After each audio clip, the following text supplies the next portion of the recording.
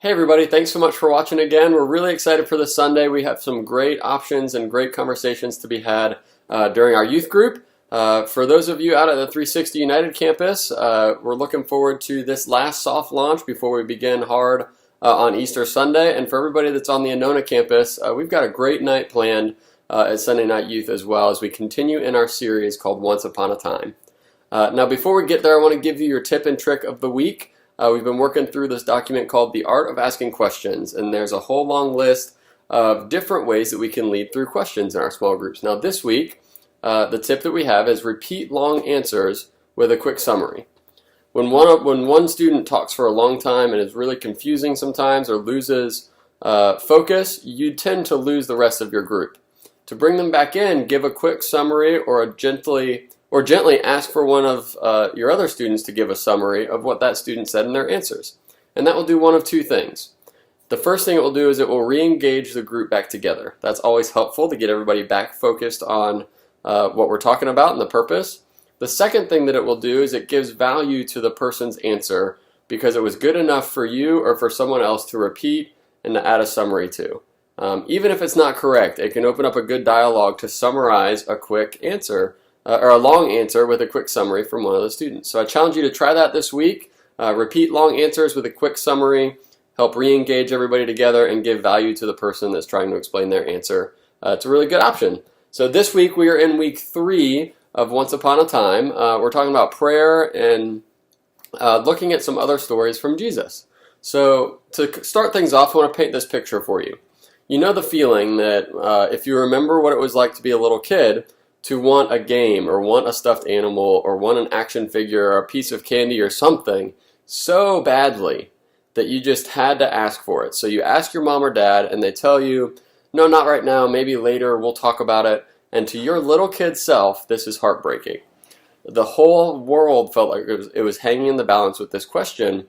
And when you hear no or wait or maybe, it feels like a disappointment. The world moves on, your parents move on, but you're still left there wondering what's going to happen. Now maybe as you've gotten older, you've done things, the same thing with God sometimes. There's something you wanted, a better complexion, a better grade point average for our students, a boyfriend, a girlfriend, a place on the winning team. So you prayed and you asked God for it and you felt like you were talking to the ceiling or a brick wall, like God said no or wait or maybe, and that same feeling that you felt as a kid starts to come back of, man, I feel like everything's crumbling. I don't know what to expect. So in those moments, you do it. You don't ask again. You back off from asking, and in fact, sometimes our students back off totally from God. Now we've all been there, and the question is, what do you do in those moments when you're not sure what the answer is going to be, or when you don't seem to get an answer at all? And we're going to look at a story this Sunday that Jesus told, a story about a guy in the same situation. A guy who wants something and is asking for some help to get it. Now this story starts in Luke chapter 11, and it comes right after after one of Jesus' followers asked him how to pray. And that's a great question. Sometimes praying feels weird, and this person wanted to know, well, how do you pray? So they asked Jesus. Jesus has just finished giving them the example that we call the Lord's Prayer. Then Jesus tells a story or a parable. He says, suppose one of you has a friend, and he goes to him at midnight and says, friend, lend me 3 loaves of bread because a friend of mine is on a journey, has come to me, and I have nothing to set before him. Now this is kind of straightforward. There's nothing too tricky here yet. A guy asks his friend for a favor late in the night. He goes to the door, rings on the doorbell, asks for food, and is waiting for a response. Now we're all pretty sure in this moment things might not go so well because it's midnight, and it would be like being on a camping trip and deciding in the middle of the night that you want a Snickers bar. So you go to your friend's tent who's all snuggled up in the sleeping bag, zipped up, wake him up and ask to find a Snickers for you. Not going to end well, probably. Now, this isn't the most interesting story in the world, so we have to ask ourselves, why is Jesus telling this story? Now remember, here's some theological background, here's some of the background to the text. Remember, this is not a true story. This was one of those stories that Jesus told to make a point, and in this case, Jesus is still answering their question about how to pray. This story is talking about us and God. Jesus tells us this because he knows that prayer is a complicated thing. He knows that in some cases you get a straight answer on prayer. God, help me make this free throw. And you get an answer one way or the other. But most of the time, it isn't that simple. Most of the time, prayer is like the ... at the end of a sentence. It leaves you hanging. It leaves you wondering. It isn't a yes. It isn't a no. It's just a ... That's why Jesus' story is so personal. Because we know the feeling of asking and then waiting. And in these next couple of verses, we're going to talk about the ... We're going to talk about this waiting time. So let's get back to the story and see what happens between this man, who is us, and his friend, who is God. And so he says, lend me 3 loaves of bread because a friend of mine is on a journey, has come to me, and I have nothing to set before him. Here's where we pick it back up. Then the one on the inside, the friend on the inside said, don't bother me. The door is already locked and my children are in bed. I can't get up and give you anything. So far, that's kind of understandable. The man is inside as annoyed, but even more so, back then, whole families slept in the same room. So getting up to go to the bathroom in the middle of the night would mean you'd have to climb over a little brother, you'd have to make sure you don't step on your mom's hair. Of course the friend is annoyed. But then Jesus gives us a very important clue about what to do next in this situation. He says, I tell you this, even though he will not get up and give you the bread because of friendship, yet because of your shameless audacity, he will surely get up and give you as much bread as you need. Remember how we said we are the ones knocking? And when we pray, we are knocking, and God is the guy on the inside. Now, I know what some of you are thinking here.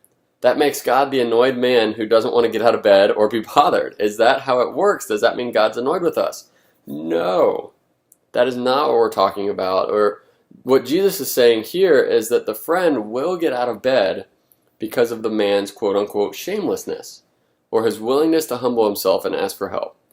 This man knew he would have no bread at his house if his friend inside didn't help him. He could have walked away and said, well, never mind, I'll figure it out myself, but he didn't. He kept asking. And it was that kind of humility, acknowledging that he was helpless without his friend's help, that moved the man to respond on the inside. The reality is God is moved, God notices, God pays attention, and when we put our pride down and ask for help, and when we keep asking instead of walking away, God's not bothered by our asking, God is honored.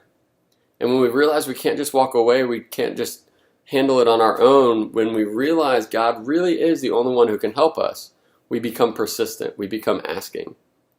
Now Jesus is saying that's exactly what we're called to do with God in prayer. When you really want something, the secret is to ask. Even if you aren't sure how God's going to respond, keep asking and don't quit because God's quiet. Here's why it's so important. Sometimes prayer is a yes, sometimes prayer is a no, but most of the time it's a ... It's not that God isn't answering, God is answering, but most of us just miss it because we give up. Many of you miss it, many of our students miss it. We're missing God's answer, maybe we're even missing God's yes to our prayers, simply because we've decided that we can handle it on our own. It's possible that our frustration isn't because God doesn't have an answer for us, but because most of us don't wait around long enough to see it. I'm telling you, persistence in prayer matters. Come back again. Don't give up. Don't walk away. Your willingness to keep asking demonstrates that you believe that God really is your only hope. And that kind of shameless audacity can move the heart of God. When it comes to prayer, don't quit just because God's quiet. Now listen to what Jesus promises us after this story. Jesus says, so I say to you, this is the very end of the story, so I say to you, ask and it will be given to you. Seek and you will find. Knock and the door will be opened. Jesus says God will answer you, and he will do one of 3 things. God will do something for you, God will do something in you, or God will show you something better to ask for even. So what's the point? The take home and the thing we're going to land with is this idea from Luke chapter 11 verse 10. It's for everyone who asks receives. For he who seeks finds, and to him who knocks the door will be opened. God is huge. Are we persistent in our prayer life? Are we consistently asking for things that matter to us? Find something worth praying about and pray. And remember, when it comes to prayer, don't quit just because it's quiet. my hope and prayer is that this week this can stir up some conversation in our groups and to share stories of times that we prayed and it was silent, or times that we prayed and we quit because it was silent, or better yet, if you have stories of times that you were persistent in prayer and prayed about something that matters, something that was bigger than you, something that God was the only one who could show up to make it happen, and it happened, share those stories of success. Share those stories of, I once was this way, and I was persistent, and I prayed, and I found God, and now I'm this way. Those are the stories worth sharing. So we'll see you, for those leaders on the Annona campus, we'll see you at 4:45 for our leader meeting before youth group. For those of you at the 360 United campus, Omar will send you a time to meet and pray right before youth group starts over there. And we hope for a great Sunday. We'll share some wins. Think of a name and a story of somebody or something that has connected with you this week. And we'll see you on Sunday. Have a great week, guys. Bye.